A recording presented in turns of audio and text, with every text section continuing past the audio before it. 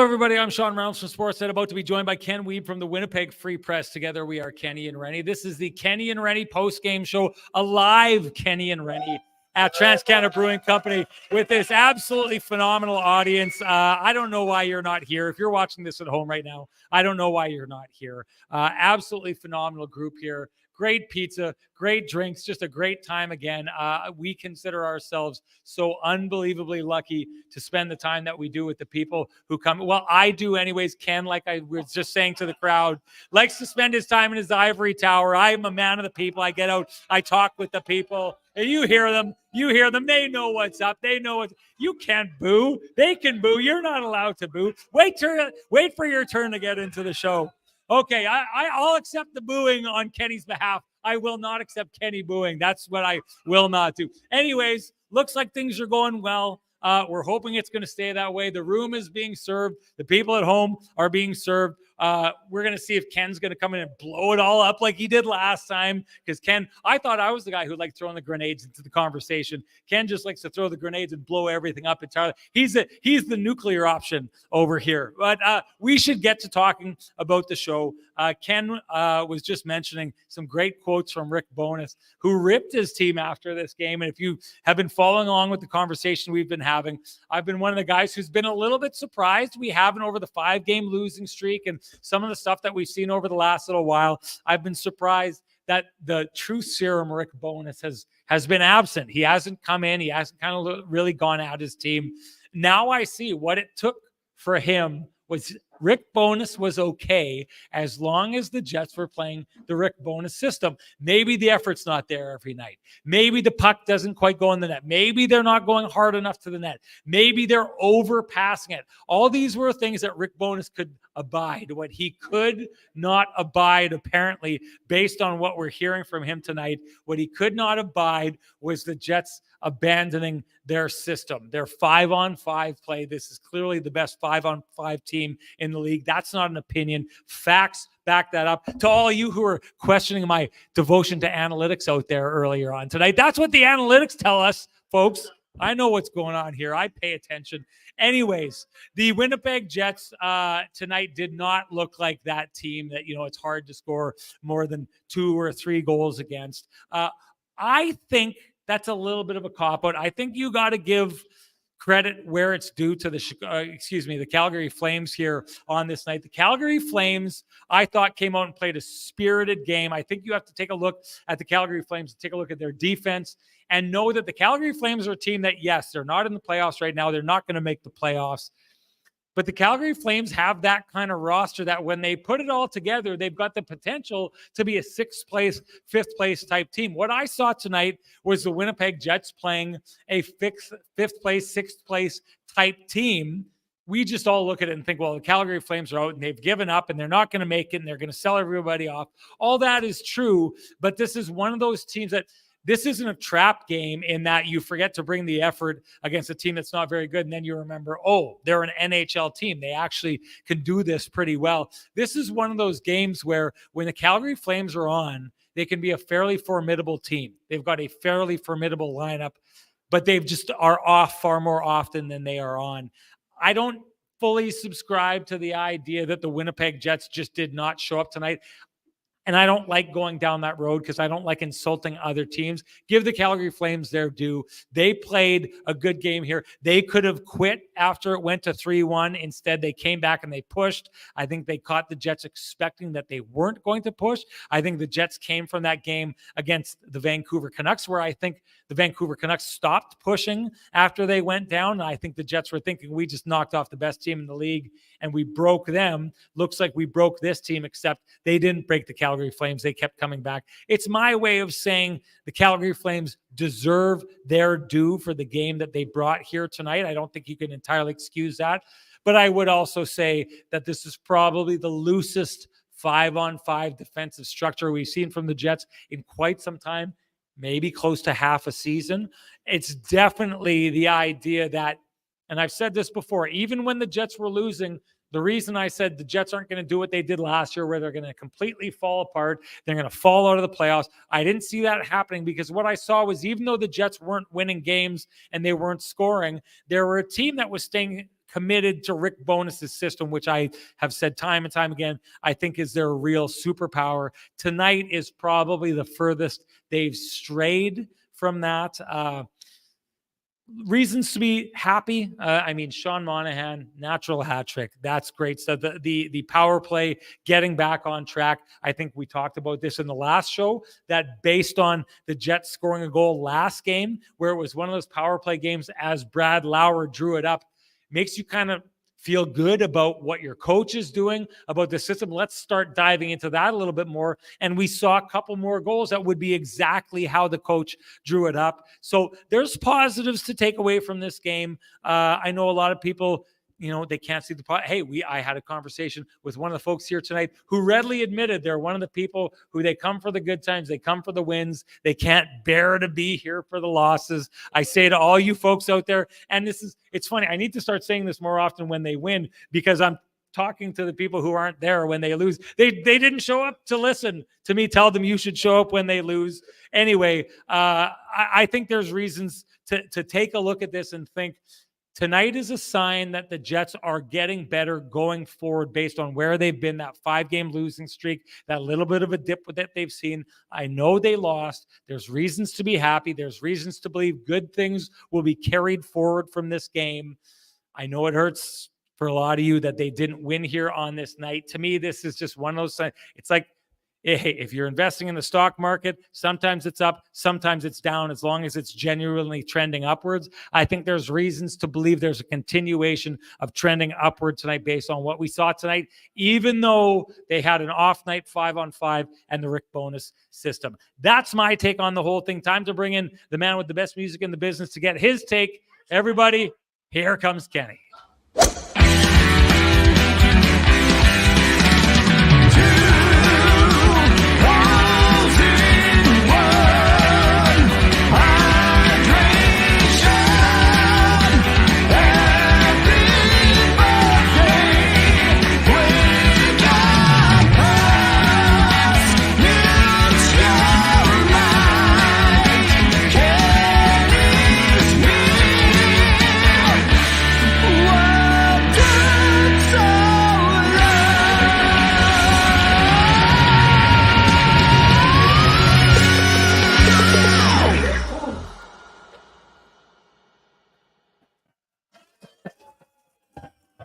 You should know better. You should know better. For all you folks at home, I just spent the last 30 seconds trying to convince everyone here to boo this man, and they would not do it. They gave him his due because of the great analysis we always get from him, and that's going to continue here on this night, no doubt. Kenny, one of those games that the head coach wanted to rip his team, would you join him in ripping this team? I would, actually. Rick Bowness saying that's as soft a 5-on-5 game as we played all year. That's not us at all. So that didn't even look like the Winnipeg Jets out there. But you know what? The best news for the Jets, they get to play against the Minnesota Wild tomorrow, and I don't think they'll have any difficulty getting up for that game, Sean. I didn't like the structure. There's no doubt about that. They were, Rick Bowness made it very clear to Ryan Leslie after the game that without the power play, the Jets probably would have never been in front. But overall, I'm with you. I think the power play is another important sign, a step forward. That's 2 games in a row with 2 goals scored. We know they hadn't done it since December 22nd before that. That's it? That's your buffet for the night? Well, you were leaning in. I thought you wanted me to stop. Well, it's your boy Bruce is saying, are you sitting beside each other? I was going to do something I thought was really humorous, where I was going to reach over and I was going to put the bunny ears on your head. I didn't think you'd take that as a cue. Do I need to wind you up, or can you start yourself up again? I'll do my best. Yeah, I mean, it wasn't pretty for the Jets. I mean, Sean Monahan, Rick Bowness again said it outside of Sean Monahan and Connor Hellebuck, there were a lot of passengers, and you can't win with passengers in the NHL these days. I agree with what you said. I think, we were talking on Saturday, the Jets played one of their crispest games of the year. Yes, there was still, quite a few shots on goal allowed, but the high danger variety, they weren't nearly as dangerous against. Today, the Flames created a ton of chances. Odd man rushes, just a bunch of loose play by the Jets, and I agree with you. I mean, it look like they weren't ready. And yes, you have to give the Flames credit. They got their ass kicked 2 games in a row by the San Jose Sharks and the Detroit Red Wings on home ice. They got shut out by the Red Wings. So you knew that they had more urgency in their game, knowing what's at stake for them. They're only a couple points out of the playoffs. But the Jets didn't have the same level of urgency. And, may they go up 3-1. Maybe they think it's going to be point night. And instead, they get away from their structure. And, that's a concern. But I would say that they're a team that's earned the benefit of the doubt. I mean, they've done a great job in terms of their structure, and I expect they will be able to return to that. But at the same time, today they didn't generate nearly enough 5-on-5, and that would be the concerning thing for me. Ken, the idea of like hanging up the mission accomplished sign, I think there's a lot of people here tonight who I had conversations with who talked about that Canucks game. And I know people were really pumped about that Canucks game. First place team in the league. So I think there was a lot of people who felt there was redemption in that. I guess I wasn't as pumped up about that game because, like I've been saying on this podcast for a long time, I fully expected the Jets to beat the Vancouver Canucks. I've said it time and time again, the structure that they have, the way the two teams play. I don't think the Vancouver Canucks are a better team than the Winnipeg Jets. I think the teams that the Jets have to look out for are the Dallas Stars, the Vegas Golden Knights, the Edmonton Oilers, teams like that. And I'll be honest with you, even as they look like they're bouncing back, a team like the LA Kings, but I wonder, do you think there's any credence to the idea that the Winnipeg Jets won that game and there was a little bit of an exhale, but even maybe more to kind of pile exhales onto exhales? The idea that this team for so long has wanted Sean Monahan to break out for this team, and then B, to get the power play going again, and then you get this Sean Monahan with the hat trick. The power play's back, and it's looking absolutely phenomenal. And I just wonder if it's like exhale after exhale after exhale, and maybe the Winnipeg Jets just got to a place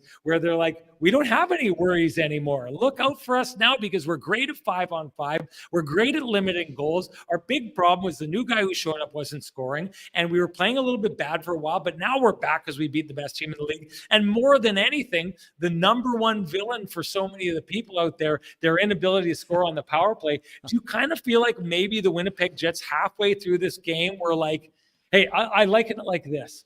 We always talk about our golf games. You're a good golfer. I'm a terrible golfer. We both know that. And I went out one year and I had a guy try and fix my slice. And I went and I was at the golf dome and I was hitting a bunch of straight balls. And I was like, that's it. I'm a good golfer now. This is great. And then I went back out on the golf course and I absolutely had one of the worst rounds I've had in how long. And it's like, wait, maybe I was a little slightly bit overconfident there. Did the Winnipeg Jets go to the golf dome and hit 300 straight balls and then go out and have 3 good holes at the beginning of the 18 and then forget how to play the back half? Yeah, I don't think so, but I like the analogy. That was a lot of work for me for you to swat that away, Ken. Sorry, I do think there is some credence to your theory. Oh, that would have been a better way to start. I should have led with that. Let's rewind it. Do you want me to go through the whole thing again? No, I'm kidding. No, you're Keep good. going. You're good. You're very sensitive today. I care. No, I care. I can tell. No, I do think there was a little bit of an emotional letdown. I mean, the Jets had gone through a little bit of a rough patch, no doubt about that. They raise their level and play another, Rick Bowness said it was probably one of their best games since December against the Boston Bruins, Sean. So when you raise your game to that level, you feel better about yourself. And, maybe I don't think they took the Flames for granted. I'm with you. You don't want to discredit what the opposition did, but they just weren't as sharp today. And, yes, they got the power play going. That's a good sign. Yes, Sean Monahan got himself going offensively. And, suddenly you go from no points in 4 games to 4 goals in 6 games, right? So, that's an important step forward for him in terms of his overall game. And, you feel, you love what Monahan said the other night, Sean. No, I'm not worried that I wasn't scoring. I'm going to get my chances. And then next thing you know, you got yourself a natural hat trick, fastest in franchise history, 517. Thanks to Gregory for that statistic. Greg Liverpool is auditioning as the Kenny and Renny stats guy. That's impressive. As I learned earlier on tonight, I'm lacking in the stats department, but some of the people. So it's a good thing Greg's filling the void here. Anyways, keep going. No, so I would say that when a guy like Monahan has a period like that, and as Josh Morrissey pointed out, it was just the 3rd time Monahan has played against Calgary. I mean, a team where he started, 6th overall pick. I mean, he started there as an 18-year-old, spent a lot of years there. guy gets a natural hat trick in the first period, feeling great about life. I don't think that guys like Mark Scheifele and the Adam Lowry line say, hey, Sean's got us covered today, let's just take the night off. I don't think that was the mentality, but they just were too loose, and that's something that we're just not used to seeing from the Winnipeg Jets. Yes, those 2 games coming out of the break, they were loose. There was some run and gun against the Leafs in that 2-game series, but the one thing, even when the Jets were struggling to score goals, they know how to take care of their own end. We know that their puck management is good, but today those things weren't happening for them. And then, a couple bad bounces, the pass across hits the back of Sean Monahan's skate, lands on Rasmus Anderson's stick, and next thing you know, it's a backdoor snipe. You don't see that from the Jets that often because A, there aren't that many odd man rushes, and B, their sort out abilities and finding the trailers is very solid. But they just weren't rolling, and Cole Perfetti had a really good scoring chance. I think it was the first period, really good, or second period maybe. Second period. Second, shoulder save by Markstrom. But outside of that, now it's 1 assist in 13 games, and Rick Bowness was very pointed in his pregame comments with Mike McIntyre, saying those guys got to earn their ice time, and it was another quiet night in terms of ice time for here's Nikolai Ehlers 15-16. And Cole Perfetti, 14.56. So better than the other night, but still not great overall. I mean, that second line's got to get going. Yes, they did get 1 goal at 5-on-5, but they need to get rolling as a trio. When Kenny gets talking like this at the buffet, sometimes it's you forget what he had at the beginning of the meal, right? Like, did he have the chicken balls? Did he have a little bit of the rice or something? But he said something that I thought was extremely interesting there, where he talked about Sean Monahan getting those 3 goals, and he said, I don't think Mark Scheifele and Adam Lowry are saying Sean's got this one tonight, we can take a step back. You don't know how many times I've heard that on this podcast coming from this guy. Let me tell you that much. Second line, let's dig into that a little bit more because this is just the problem. The Monahan problem looks like it gets not entirely fixed tonight, but there's reason to believe we're going in the right direction. Power play, we're starting to have reason to believe. The second line is that injury that just will not scab over. It just will not heal up. Nick Ehlers goes up to that first line. I know it was a conversation on our podcast. I know I talked with a lot of you in messages. I bumped into a lot of people in the streets. And there was this real feeling that when the Jets really could not score, the turning point was Nikolai Ehlers getting popped up onto that top line against the Philadelphia Flyers. They score late, continue into the next game. He sets Mark Scheifele up on that great 2-on-1 against the Pittsburgh Penguins. And I think a lot of people, I think we actually had a conversation about it in the show. Someone texted me and I actually think it was Nick Linham talked about, we did a story on Nick Ehlers and him being like, hey, there's all these problems. Maybe the solution was there the whole time. Maybe Nick Ehlers is that solution. Well, Nick Ehlers goes up, kind of solves the problem on the first line, gets them with their confidence, gets their feet underneath them, gets hauled off. And this is a conversation we didn't have last time, but what is it with Nick Ehlers who, like, when things go wrong with him, he's instantly pulled off that line? And we see Kyle Connor have an effort like he did on that goal in the last game, and that never results in demotion there. But if we get into the idea of Nick Ehlers now getting bumped down to that second line, I'm a big believer that Nick Ehlers is the kind of guy who can solve a lot of problems, but he's had plenty of opportunity to try and solve that second line scoring issue problem. Now, Sean Monahan, a lot of his success tonight comes on the power play, but I guess my question at this stage, Ken, and we've been talking about it, I know how you feel about this, but I'm going to ask it in a different way. If what is the problem with the second line that they just cannot get going into a place where they are a legitimate, the kind of second line you want to see on a team that you are saying is a potential Stanley Cup winner?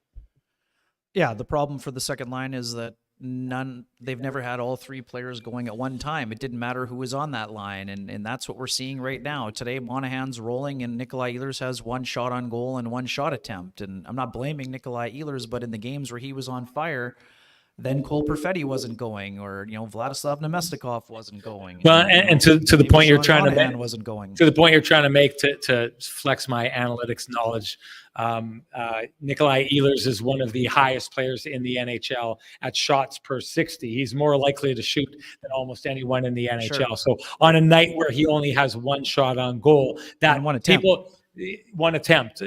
That should raise red flags for people in him not playing the kind of game that he likes to play, the kind of game we expect him to play. Continue. Right. And no, and your point being that, if Nikolai Ehlers had the back check that Kyle Connor had, he probably might not have got back off the bench. But in this case, Rick Bowness showed faith in him and he responded with 2 assists. Now, today, Ehlers only has 1 assist.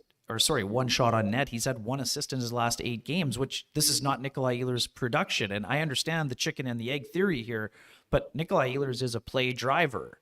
And I think that the people need to adapt to him on the second line, and he needs to be the driver. Today, obviously, that wasn't the case. The one thing for Cole Perfetti, I know there was a turnover, but he still had 4 shots on net. So that's better than what he's had lately.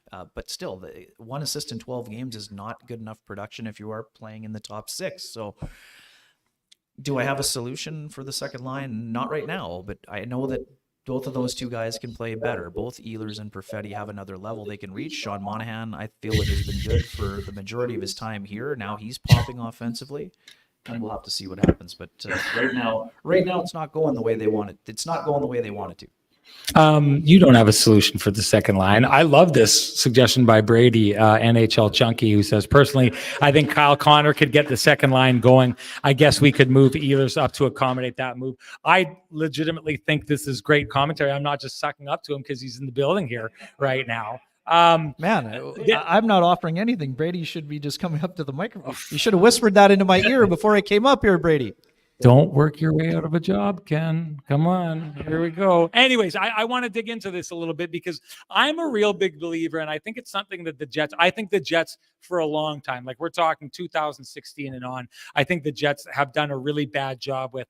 I think you take their star players, and their star players always feel like they need to be with the best possible players they can be with. It's like, I've said this before, it's like the Winnipeg Jets take and they rank their forwards 1 through 12, and then they take their best player, their second best player, their third best player. That's line 1. Then your 4th, 5th, and 6th best player, and that's your next line. I love the idea of, and I'm not suggesting any of these players are Sidney Crosby, but I've always loved the idea of the success that the Pittsburgh Penguins have had over the years because of the belief that you're going to take Sidney Crosby and you're going to take this guy and you're going to find that this guy will be the best version of himself that he can possibly be, because that's what he brings out in you. That's what Sidney Crosby is able to do with players. And I guess the one thing I like this idea as a coach. If I'm a coach and I take a look and I'm like, we haven't tried this yet. The second line can't get going. What we have on our team right now is one of the best scorers in the NHL. And I love the idea of a coach having the confidence and showing the confidence in a player, or going up to a player like Kyle Connor and saying, listen, we're going to move you to the second line. You're going to think that this is a demotion because 1 is above 2. And that's, simple math. This is how it goes. But I love the idea of a coach going to a player and saying, listen, it sounds like a demotion, but the reason I'm putting you there is because I have faith that you can score anywhere in this lineup. And I also have faith that before this, Sean Monahan hadn't really got going, and I want to give Sean Monahan a good feeling. I want him to start feeling what it's like to score in a Jets jersey. I want him to know how the crowd responds when they set up a goal or get a goal or something like that. And I believe you, Kyle, are the guy who's going to get the most out of him. I've never understood that. And I've never understood this kind of feeling of them being loath to move Kyle Connor off the second line to see if something else worked somewhere, because I think it's the highest of compliments to say, we're going to put you in a spot and you're going to take something that doesn't work, hasn't worked all year, and we're going to make it work because you're so good that it's going to work. I love this idea by Brady. If not for that, I'm not sure if he was thinking the same thing along the lines of what that looks like when it comes to how a coach, but I love the psychology of the game. I love the intricate mindset of the game. And I love the idea of Kyle Connor over the last couple of games when he can't score, instead of saying, we need to keep you with Mark because you're not going and we'd really love to get you going. And instead say, I'm not worried about you, Kyle. In fact, I'm going to take you and I'm going to make you be the guy that gets everybody going because I have that much faith in you and I think you're that good. Well, and we know that Rick Bowness did it last year with Pierre-Luc Dubois and Kyle Connor, right? I mean, when they were part of the time when they were rolling, those guys were playing together. So, he has done it before. Kyle had 2 assists tonight. I think both came on the power play. He hasn't looked like himself. So, maybe playing with a guy like Sean Monahan could help him in that regard too. But we've listened to Rick Bowness. We've listened to, throughout that time when Nikolai Ehlers was with him. It was even at the Iceplex last week. People were asking about Nikolai Ehlers, and he always went back to Mark Scheifele and Kyle. Yeah. Right. And that's, we talked about chemistry, and, they feel that there's built-in chemistry there. So we know that he's been reluctant this year. And part of it is that they didn't have a ton of time together because Kyle missed those 16 games. But yeah, I mean, it's something worth considering. But the problem there too, Sean, is that it's easier to consider when Nikolai Ehlers is at the top of his game. And right now he's got 1 assist in 8 games. So now both of those guys are struggling. So they need them both to be rolling at the same time in order for maybe both of those things to work, for Ehlers to pop on the first and Connor to pop on the second, with Monahan, who's, an exceptional passer. And so is Perfetti. The one thing I would say is almost a wasted opportunity is that with the Jets playing the way that they've played 5-on-5 and their ability to shut teams down defensively, it's such a padding that this team hasn't needed to score to be successful. So while you are trying to find the offense that works, why not be as creative or as active in trying different things as you can be? Because you've got away with the majority of this season not being a very high scoring team and yet still winning because your defense is so good. I go back to the idea of, and this is that's the microcosm of it. The macrocosm of it is this conversation that we've had in the past that they've been playing together almost 10 years. And Nick Ehlers earlier on this year, when he was playing with when Kyle Connor was out, he was playing with Mark Scheifele. We really didn't have a good book on how these two would play together. How did these two players play in the top 6 of the Winnipeg Jets for 10 years, and we don't understand if they have good chemistry with each other? How have we not gone down that road? And I guess to me, it's if there's, and I am not going to be that guy. The one thing I always want to make people remember time and time again, my opinion is that of a guy who asks a lot of questions, has these conversations. I think, my opinions are colored by the people that we talk to, but I'm not an NHL coach who's been doing this since 1988. His first year, 1988 for Rick Bowness with the Jets. I think it was 19, not as an assistant coach, I think as a head coach. I haven't been doing this long, but so whenever I say something I think is critical of a coach, I know it sounds a little bit ridiculous to be a guy sitting where I am right now beside a guy like this and making those kind of comments towards it. But it's easy for us because there's no ramifications for us. Exactly. But I do think that the ramifications were limited this year because the Jets are so good at defending and not allowing goals that there was time to go to all those different places and not leave a stone unturned as to how this player plays with this player. So again, going back to Brady saying to close out Brady's comment about that, I like the idea of giving the captain's chair on a line to Kyle Connor and saying, no, you're not the guy beside Pierre-Luc Dubois. You're not the guy beside Mark Scheifele. You're not the guy beside Blake Wheeler like he was for a long time, and say, you're the guy. And we're going to see how this line goes based on you being the guy to lead the way. I think he would flourish in that situation.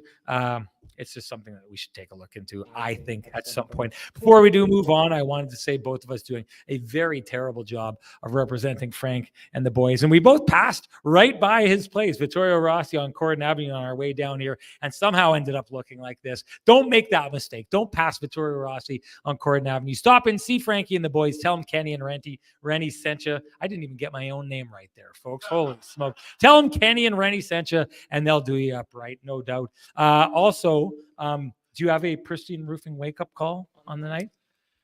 Well, maybe for you not being able to say your own name right? That's a pretty solid one. So Renty says the wake-up call goes to Renny for not being able to say his name right. And of course, that means it's time to give North End Rick the wake-up call, the Pristine Roofing wake-up call for any of your roofing, siding, exterior needs. He's the guy who will come out, pop the ladder out of the truck, take a look, tell you everything you need to go through, or you can give Pristine Roofing a call at 1-204-237-7663. To the power play. We've been so dour this whole time. Let's get into the power play and something that's really working. What did you see tonight, Ken? Is it a one-off? Is it fluky? Or did you see something from this Jets power play that has you believing? Well, now it's a 2-off, so we can't even call it a 1-off. 4 goals is more than, I don't have the stats in front of me, but it's got to be 4 goals is more than they had in probably longer than a month. Oh boy, yeah. During that stretch, it For was sure. 2 for 38 or whatever it was, and it was definitely 0 for 23 or 0 for 22 it was. So movement is better. People feel, again, it doesn't matter if it's a lucky goal that Gabriel Velarde flicks in off Thatcher Demko or whatever else. You get one and you whip it around. I mean, today the first goal by Monahan is living in the blue paint, but it's all set up by a one-timer for Kyle Connor. When's the last time you saw him get a look like that on the power play, right? I mean, it's been a long time. And on the next one, Monahan doing a good job of, getting to the net. So, progress, but always room for improvement with the power play. The Jets in a situation where I think it was still a 1-goal game. They had a power play, and that was the one that didn't really go well for them. But I mean, that's the other thing too. Once they don't score forever, you never expect them to score, and then all of a sudden they score 2 in a game or 2 in 2 games, and you think they're going to score every time, and they don't score when there's an opportunity to do so. But I do think that there are some strides being taken for sure. I think this is one of those times, and I had this conversation plenty of times. People heard me talking about it in the room, but I like to give us a shout out when it feels like we got something right. I think the conversation that we had after the last game on this podcast was that there's reason to believe that the Winnipeg Jets power play was turning around. And I say it as simple as this. Last game, they basically score a power play goal as it was set up to be scored, right? You've got Brad Lauer drawing it up on the board. You're going to take the puck here to Mark Scheifele. You're going to move it down over here, and it's going to go passed up from Gabe Velarde to Sean Monahan, and Sean Monahan gets that wide open shot, and all of a sudden, boom, it's in the back of the net, right? Honestly, if you've played any kind of sport before, I don't care if it's basketball, I don't care if it's baseball, if your head coach in baseball asks you to bunt the ball right here and you execute it and everything that he says happen is going to happen. If it's basketball and you're going to pick and roll and this guy's going to pop over here and you're going to kick the ball out to him and you get that free shot and it goes in. Or if it's hockey and you're drawing up these set plays like this, and that was a set play, no doubt. When you pull it off, there is no feeling in sports like trying to set out to do something very specific that has been set up X's and O's and it works. That feeling just creates so much faith. And I thought in that last game when they pulled that off, that's going to set up that faith, right? What it also does is it gives game tape for other teams to dive into. So you want to know why the Kyle Connor shot on net that you're talking about. Yeah, we haven't seen that for so long. You want to know why that happens. It happens because Sean Monahan is going and having the game he has, but also the Calgary Flames coaches are digging into the Winnipeg Jets tape, game tape from the last game, and they see that play. Mark Scheifele down to Gabe Velarde, up to Sean Monahan, boom, in the back of the net. So what are they trying to defend against in that moment? As soon as it goes to Gabe Velarde, everyone is overloading and trying to make sure Sean Monahan does not get that puck. And what that does is it opens up the passing lane that Gabe Velarde, or Gabe Vivaldi, as someone in the audience here loves to lean into. Gabe Velarde turns and makes the pass in a different passing lane to Kyle Connor. Now, it ends up being Sean Monahan who scores, but he scores because of the great shot that Kyle Connor gets at. This is drawn up. Every time you pass the puck to a player, he's given a couple of options. Gabe Velarde's options in that situation are to put it back to Mark Scheifele if it's open to get it to Sean Monahan in that bumper spot there, but also to go over to Kyle Connor in that situation if it's open. You want to create a power play where when one team tries to defend against something, it opens something else up. That's what opened up in that situation. The Calgary Flames, having watched the Jets' success in their game, their power play success against the Vancouver Canucks, are trying to keep the puck from going to Sean Monahan. That opens up Kyle Connor, and it happens there. Again, this is a goal that is exactly as the coach drew up. I know a lot of folks out there, maybe some of them in this room, have been calling for Brad Lauer's head. Ken, very astutely, I have thought over the last little while, has been saying, Brad Lauer's not the guy who's taking the shot.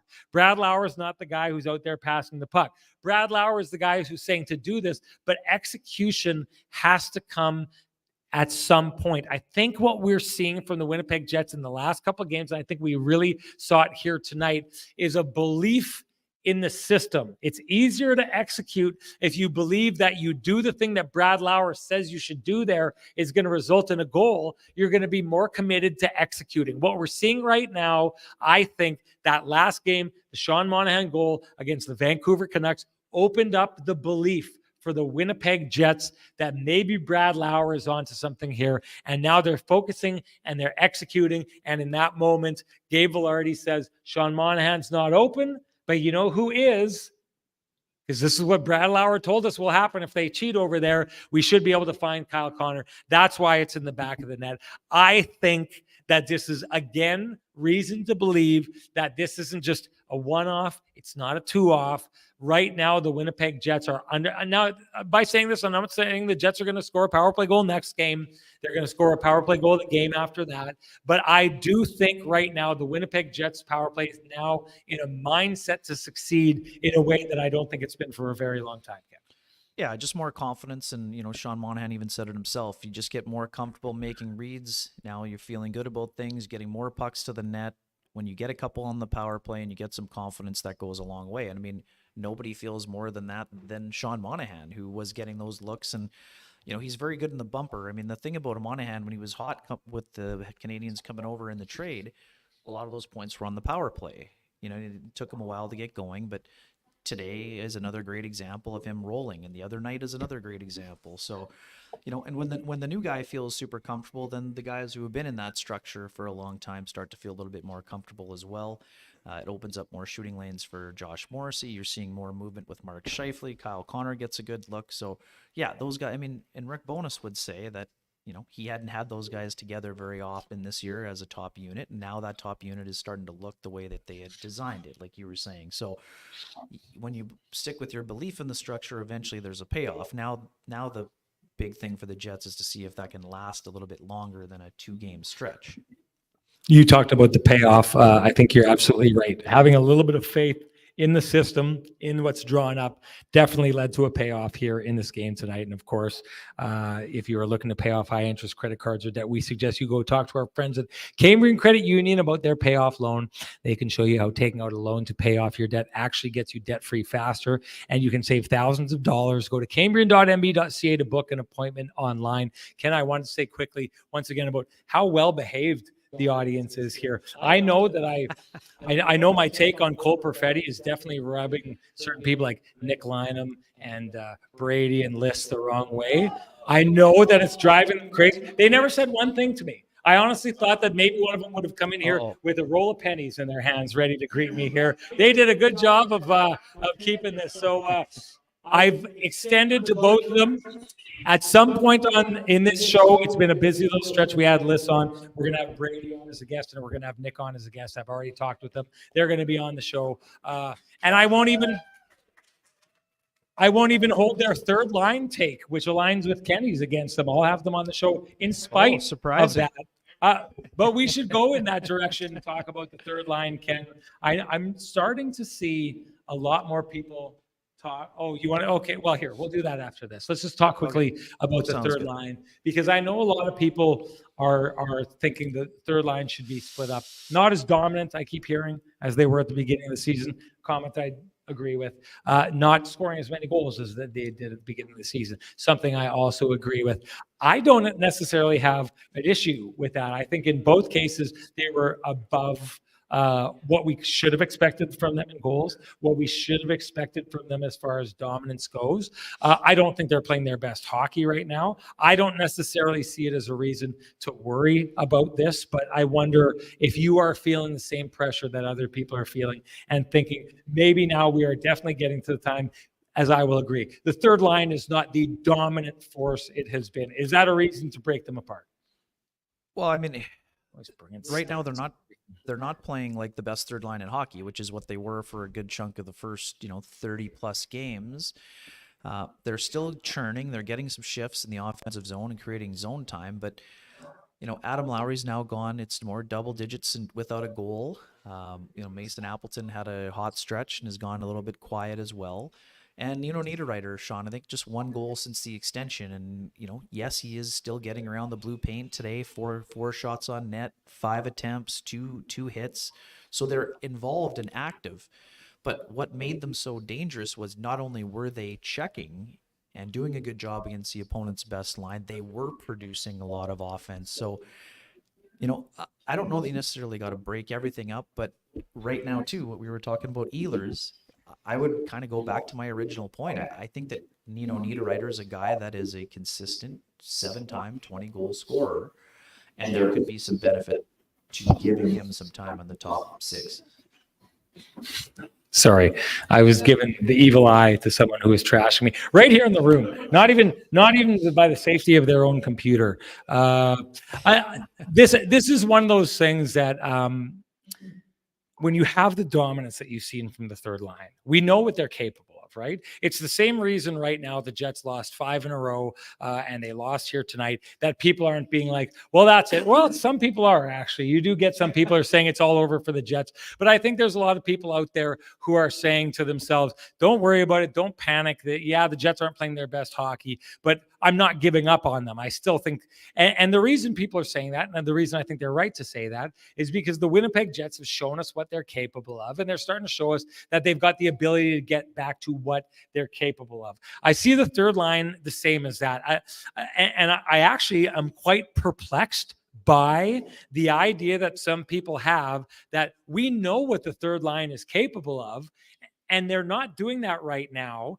And so let's break it up, because they're not doing it anymore. I like the idea of having patience and sticking with something that may not be on top of its game right now, but I know what they look like when they're on top of their game. Now, I'm not saying that doesn't mean you as a coach go out and say, well, maybe in the meantime, while they're not going, let's experiment, right? I'm not entirely against that. And I don't think it's the wrong play. I wouldn't do it. But if Rick Bowness right now said, look, the third line is not doing what it's been doing, and to the point of what we're talking about, I'd kind of like to see what Nino Niederreiter looks like right here. I'd kind of like to see what happens if I moved Morgan Barron into that spot. I kind of wonder what would happen if we tweaked and put in Cole Perfetti to see if that brings an element to it.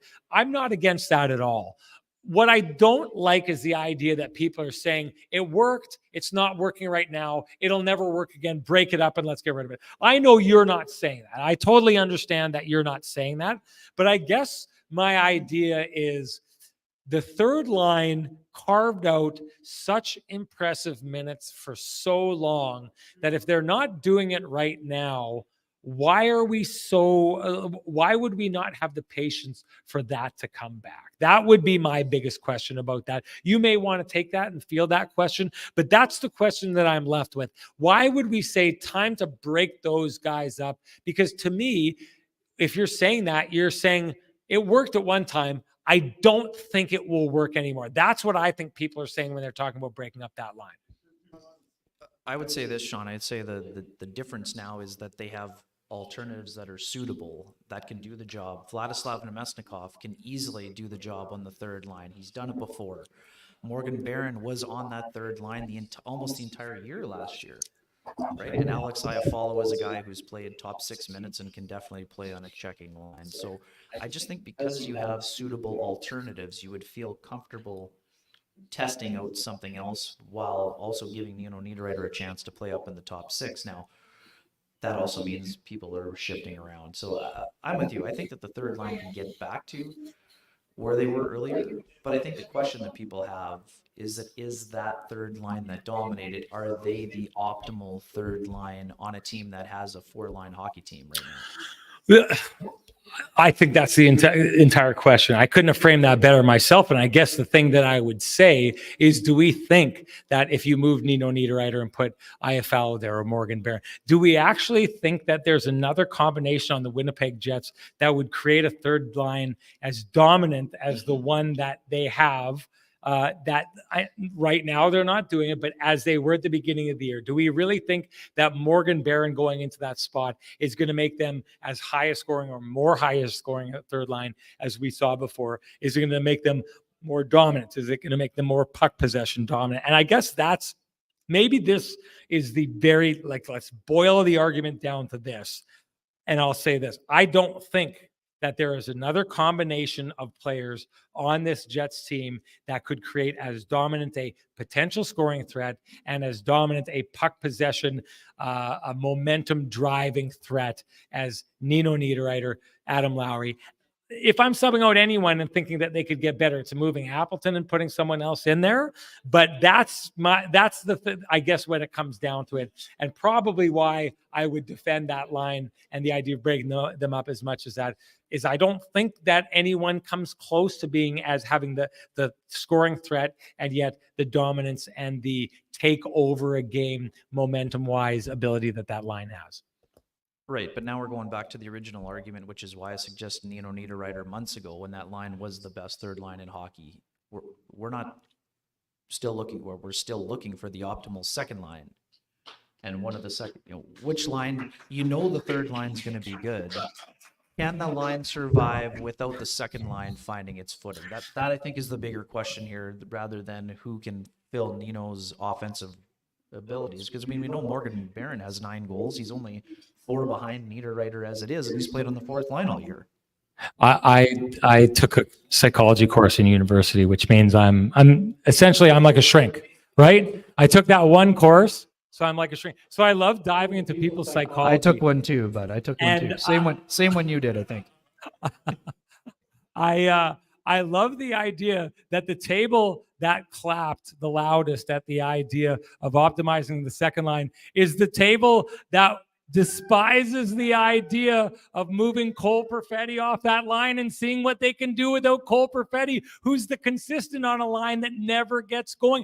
And it just occurred to me, the likes of Brady and Nick Lynham and Alyssa are trying to protect Cole Perfetti by breaking up the third line. It has nothing to do with the third line and everything to do with trying to optimize Cole Perfetti. It just hit me. Am I right? I'm not sure. Maybe Ehlers can be the scorer on the line with Lowry. It's the same guys. I'm telling you right now, it just hit me. Cole Perfetti, we talked about it. We talked about it last. If there's a consistent on why the second line isn't going, you could look at it a couple ways. You could look at it that Nino Niederreiter isn't on that line, although he was at the beginning of the year with Cole Perfetti when they weren't scoring. Although then Ehlers wasn't going. They created a lot of opportunities in that situation. But if we're trying to get the second line going, why is the option to break up something that we knew was dominant at one point, and the option is never taking off the one thing that's been consistently on that line, as it hasn't been able to be a second line worthy of being a championship team?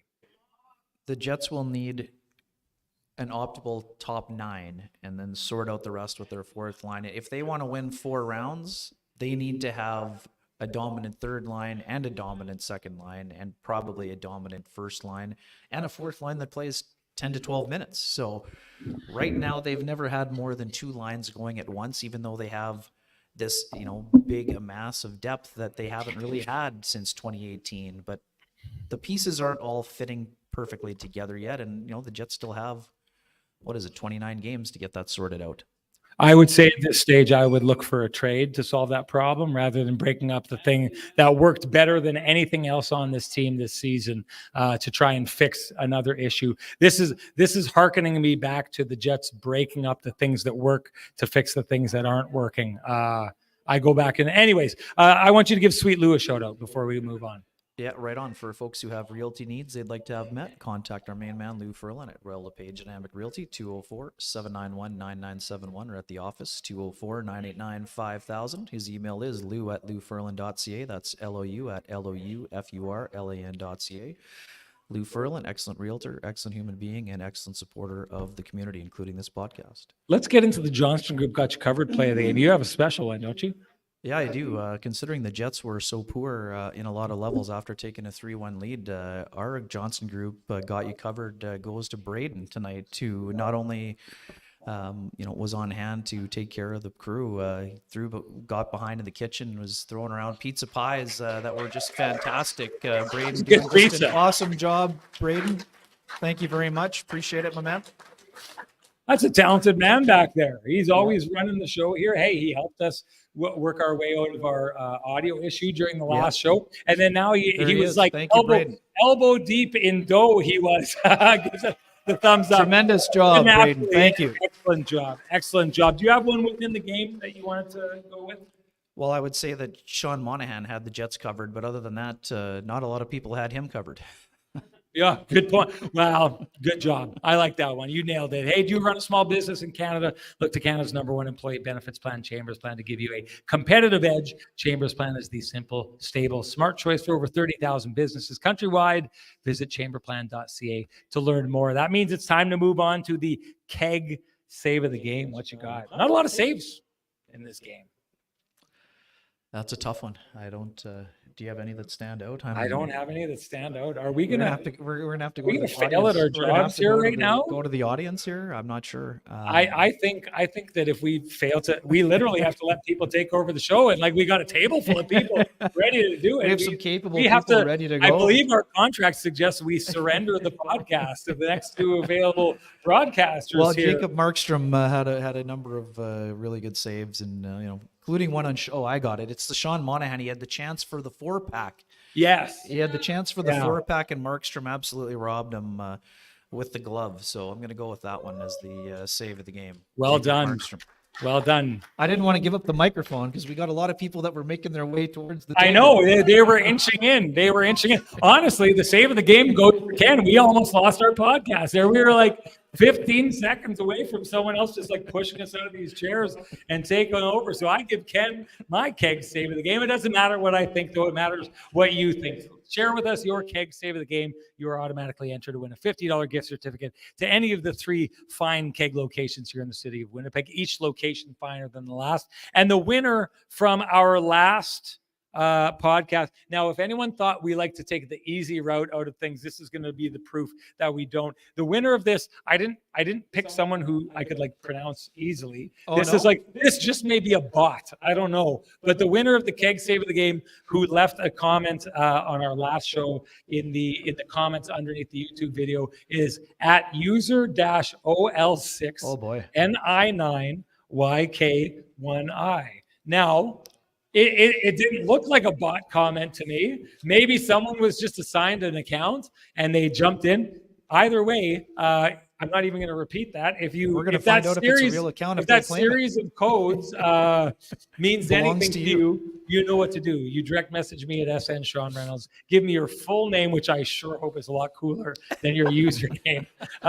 Give me that and give me your email, and I will automatically, we'll have the people at the keg send you a $50 gift certificate usable at any of the keg locations here in the city of Winnipeg. All 3 locations, each location finer than the last. Moving on to the TCB lamplighter of the game, Ken. There's a lot of lamplighter that went down. Yeah, we better come with a good lamplighter here tonight. Yeah, I'm going with Monahan's hat trick goal. I mean, for him, unbelievable. Just the 3rd time he played the team that drafted him, 2nd time in the building, and at the time there were hats raining down, and they may not have only been Jets fans' hats for that matter. Sean's a guy who was super popular during his time there, and yeah, for me, that was the moment for him, and I'm not dedicating it to Robert Sutton. Robert, I know you were coming from a good place, but this is why I said to be patient. The offense was coming, and now it's coming with 4 goals here in the last. Hold on, you got to let people in on why you're addressing Robert Sutton right now. Oh, sorry. 2 games ago, before the game against the Canucks, Robert Sutton was all over me saying Monahan can't just play well; he has to produce. And I think now he has as many goals as Elias Lindholm has with the Vancouver Canucks, which is what Robert was wanting in the first place. So everyone's getting what they want. What you saw there, ladies and gentlemen, is Ken knows how to hold the grudge, right? 2 days ago, he's been stewing on this all night. Not at all. Here tonight. Listen, let me speak for you. I'm good at that. Yes, you are. Yes, you are. Let me speak for you. Are you sure you're good at it, though? Are you sure I now see why people don't like getting on the wrong side of Ken, because, boy, that just doesn't wash away. Robert Sutton, I want to apologize for you being targeted the way that you've been. I'm just kidding. I'm kidding. You deserve it, Robert Sutton. No, it's a good take. There is nothing. He was right. At the time, he needed to produce more, and now he has. Agreed. That's why we always talk about keeping the receipts. I mean, I'll say this about Sean Monahan. There was nothing in the time that he played here. And yes, when Lindholm goes out and gets the 2 goals that he gets right off the bat in Vancouver. For sure. Right off the bat. Hey, you know what it reminds me of? And you remember when Austin Matthews plays his first game and he goes out and he scores 4 goals? And right off the bat, people are saying, well, Patrick Laine can't do that. And then just a couple of games later, Patrick Laine goes out and scores the hat trick against the Toronto Maple Leafs and kind of shows what he's capable of. Sean Monahan, there's nothing about what he's done in his time with the Winnipeg Jets that would suggest to you it was a bad trade. Like, he's not a guy who hasn't put 2 hands on the rope and pulled since he got here. Did he score a whole bunch of goals? Did he instantaneously fix the second line? No, he didn't do those things, but Sean Monahan is clearly a good hockey player. Great with the faceoffs, great defensively. He's one of those guys that if he's not scoring, he's affecting you positively as a hockey team. But you're right, and Robert Sutton was right.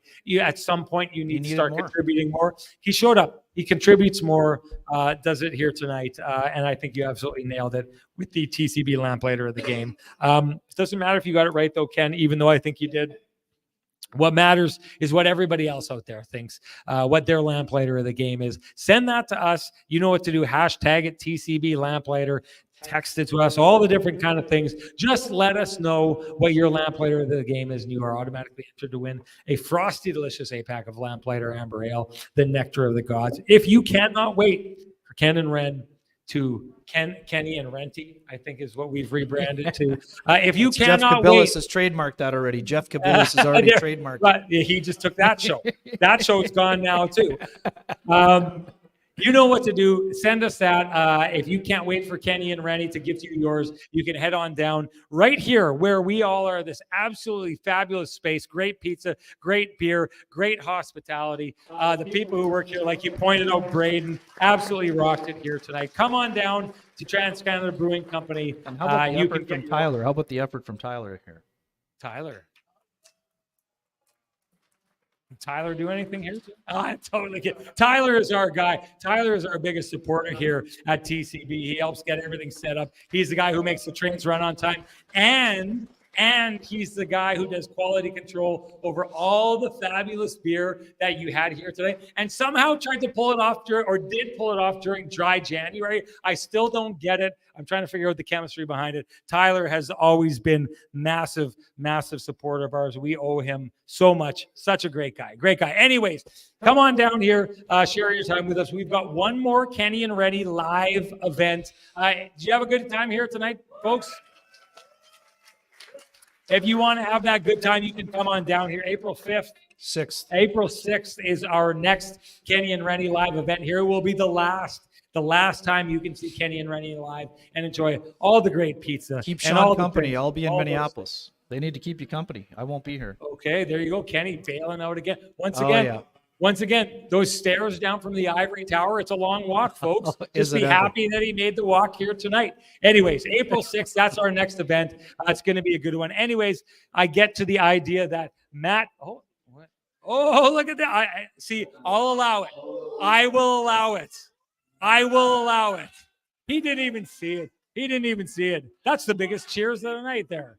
Anyways, winner of the lamplighter from our last time, that would be Matt Hyman. Matt Hyman, you know what to do. Direct message me at SN Sean Reynolds. Send me your full name. Send me your email. I will send you a voucher for a frosty, delicious 8-pack of Lamplighter Amber Ale brought to you by our great friends here at Trans-Canada Brewing Company. Congratulations to you. Ken, why don't you go with, let's do 3 takeaways, or is that too much? You want to do 1 takeaway from the game tonight? Or the evening, or whatever you want. This is your free space. Get jiggy with it if you want. Get creative. Oh boy, I'm not sure about that. But one thing we need to talk about before the show is over.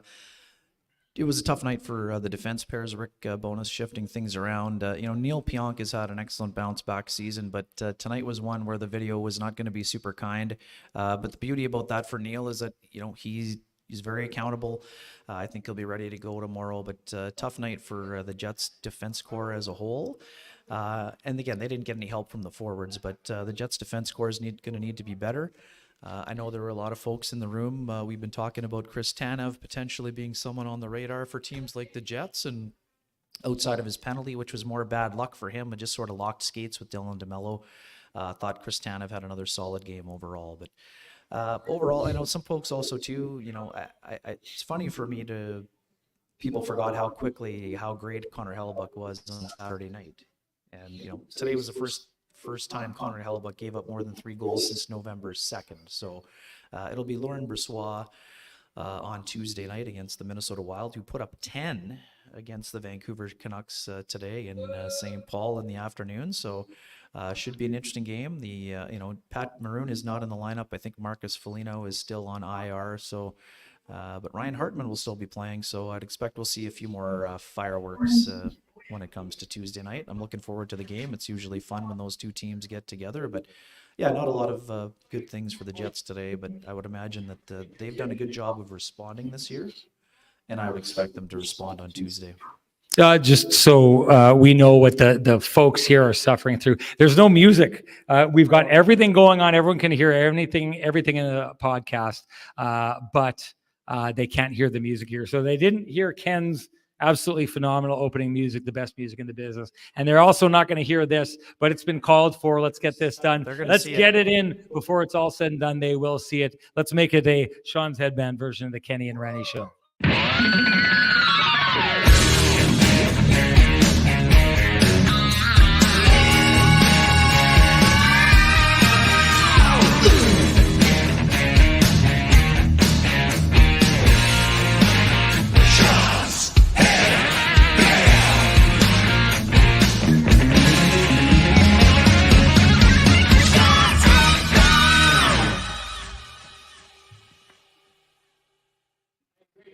I've finally grown my hair to the point that it matches my avatar.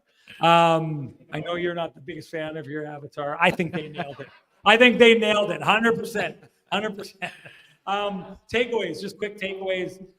For me, I've got one big takeaway. And honestly, you and I have had this conversation behind the scenes so much. I've puzzled this all year. The way that Rick Bowness has responded to the Winnipeg Jets not being at the top of their game and how he's spared the rod for this team all year. He really hasn't gone to them, and I never understood it. I didn't understand why last year he would be all over them for certain things. If you remember that game they had against the San Jose Sharks where they lost to them, and San Jose was last place in the NHL, and he absolutely went at them. It makes sense to me. At this stage, Rick Bowness knows the same thing that we've been talking about on this show. Their 5-on-5 play, the Rick Bowness system is the true superhero. It's the true superpower of this team. And as long as they play that, it gives them an opportunity to win. So have the Jets since the middle of January been giving their best effort? I don't think they've been even close. And to me, I saw that as a problem, but it was never a problem worthy of Rick Bowness coming out. What it took was the sin of falling out of their structure for him to awaken and absolutely get after his team. To me, it's extremely revealing. It's extremely revealing to what Rick values, what he wants from this team, what he expects from this team. And I think it's a good thing. I'm interested to see how they respond now tomorrow against the Minnesota Wild, because you know what Rick Bowness is trying to accomplish with the comments he had after this game today is to have the Winnipeg Jets come out tomorrow and be absolutely on point, on structure, and get back to that. So I think, to me, it's one of the, hey, when you do this job and your job is to try and ask questions and get answers to questions. This, to me, has been a big question all year that we could never get the answer to. I got the answer to it tonight. Last year, when Rick Bowness was willing to absolutely torch the Jets in the media the way that he did it because that team fell out of their structure and fell apart down the stretch, and that's why he was always going after them. He didn't do it this year because he knows, even though they may lack effort, and I think that they did in a number of games. Going back to when they lost that first game to Boston, the Jets' effort level wasn't there, but their structure remained there. I think a team can't, I was saying it to someone earlier, you can't keep the gas pedal to the floor for 82 straight games. So if you're a coach, you know that sometimes the effort level is not going to be there. But what is inexcusable to Rick Bowness is falling out of the structure. This, to me, is Rick Bowness saying for the first time in like half a year, he thinks the Winnipeg Jets did that. So we will see next game tomorrow night if they're able to hop right back into that structure. I want to give a thank you to the folks here at TCB who put on another phenomenal event. This is such a great space for this. I want to give a huge special thanks to everyone who showed up here tonight. These events are so much fun, and we love it that everyone comes here, pumped up, just ripping it up when the Jets score goals, depressed when they don't, but right back to having a good time as soon as that game was over. Great stuff. Ken, you always do a great job. I wanted to say before we go, as I always do, if you appreciate the conversations happening in this space, please appreciate the contributions by our sponsors who fight to keep the conversation going in this space. For us, that's Vittorio Rossi, Cambrian Credit Union, Sweet Lou Furlan, Pristine Roofing, the Kenny and Renny OGs and the Johnson Group, and of course the Keg and TransCanada Brewing Company, who, as I said, never failed to put on a great event here. Thank you so much to all of them. Thank you to all of you at home. We can't wait to do this all over again tomorrow night to see if the Jets can get back to their structure and get back into Rick Bonus's good books. We'll talk about it all right here in this space tomorrow after the game. Thank you, and have a great day, everybody.